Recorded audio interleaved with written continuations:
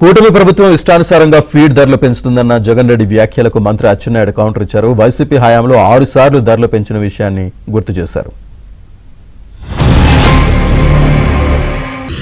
ఇష్టానుసారంగా రేట్లు పెంచుకుంటూ పోతా ఉన్నారు.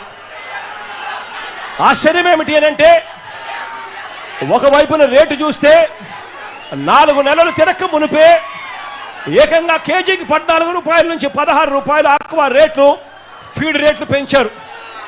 పెంచి తూతూ మంత్రంగా చంద్రబాబు గారు చెప్పారు అనంటూ 2 రూపాయలు తగ్గించారు.